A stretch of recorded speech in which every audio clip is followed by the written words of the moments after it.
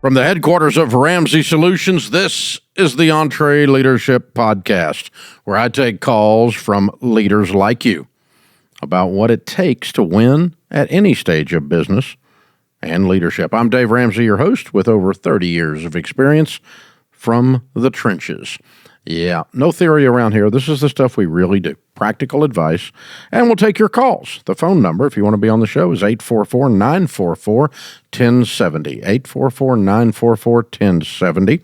And you can also go to EntreLeadership.com/ask. Our team will get with you and line up the time to get you on the call, and we'll make you part of this podcast. Beth did that. She's in Springfield, Illinois. Hi, Beth. Hi, Mr. Ramsey. Thank you so much.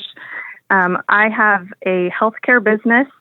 Our revenue from last year was $6 million. Cool. Good for you. We have 100 employees. Wow.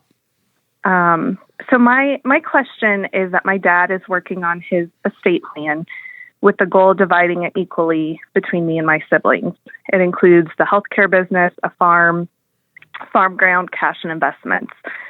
My mom passed away 2 years ago, and I'm the CEO of the healthcare business that she founded. My sister's husband used to work in the business, but after my mom passed away, there was a bad falling out. And so he is no longer part of the business, and everyone agrees my sister should not inherit the business because of those issues.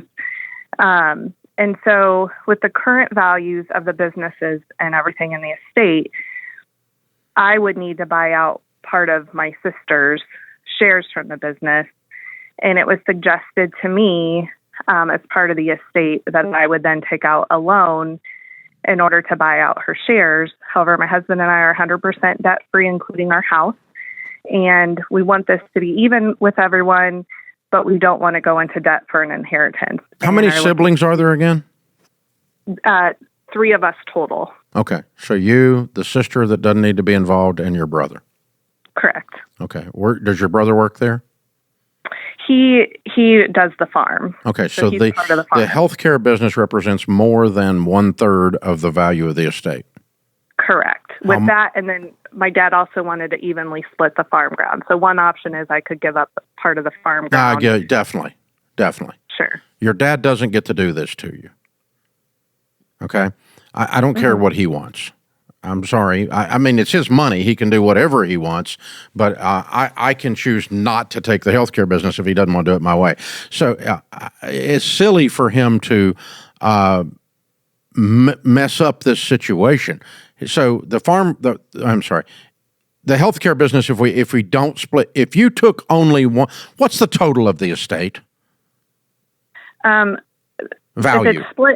If it's split evenly, we would each end up with $2.7 million. And what's the value of this business? It's not $2.7 million.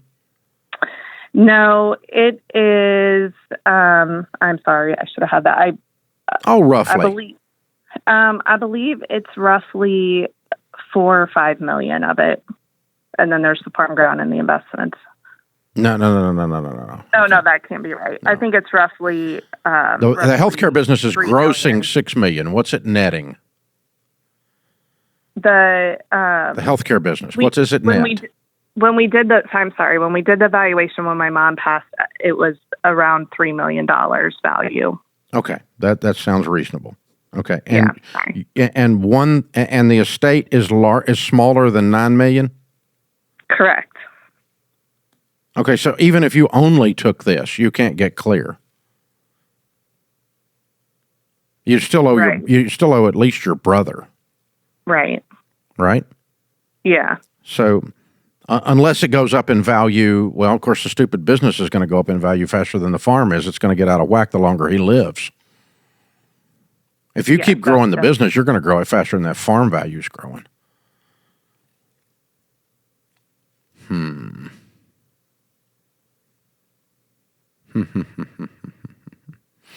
Okay.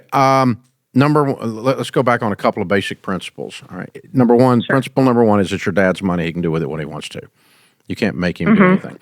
But you do get to choose whether or not you want the healthcare business, and you could choose, if he doesn't do it on terms that are reasonable to you, to not take it. and go do something else with your life rather than be forced into a situation with a sister that you're not talking to or don't want to be in deals with or be forced into a bank loan, okay? And I'm not going to be forced into either one of those by the fact that dad refuses to structure this properly, okay?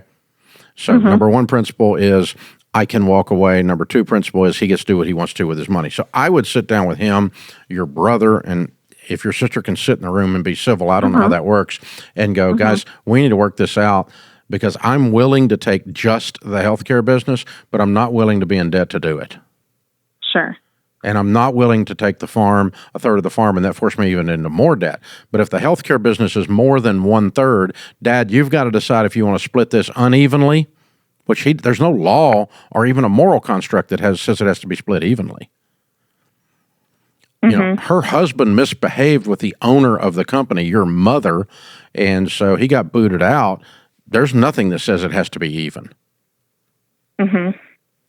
Matter of fact, the Ramsey kids are already on notice. If they're not serving God, walking with God, if they're going to misbehave, if they're going to go do cocaine, they get nothing, and the other two will get all of it. You know, and so that's because I'm not going to finance stupidity with my death. That's dumb. I'm not going to do that. So your dad could decide.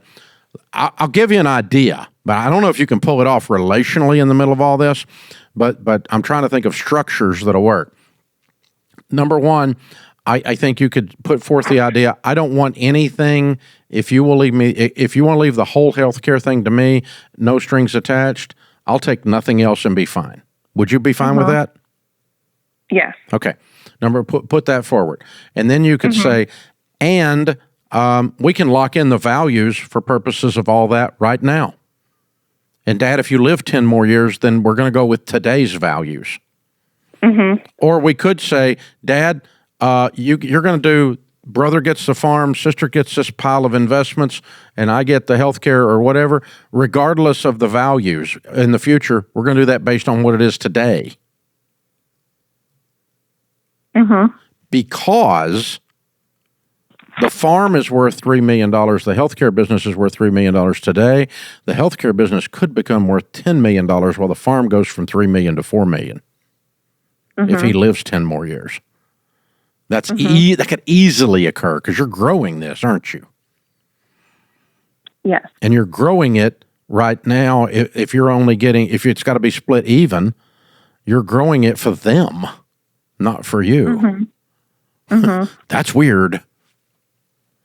Yeah. So, what I would do is, the way you can structure it is you have an option to purchase the healthcare for $2.7 million against the estate, against your share of the estate. And I promise to take at the estate, and the will can say you get nothing more than the healthcare option. Okay, so you're locked. What an option does, it locks in the price. And the value of the healthcare company doesn't go up and offset and throw this thing into a tizzy. Because it's not fair for you to grow this healthcare 5x while he's alive, and the farm grows 10%, and the sister does nothing, and the brother's a farmer, and you're the CEO of a healthcare company. These things are not equal. And then you get screwed because you get a third of the thing that you grew most of it. That's not fair. So locking in the valuation today with an option is fair. Is this making any sense? I'm making this up on the fly, but that's what feels right.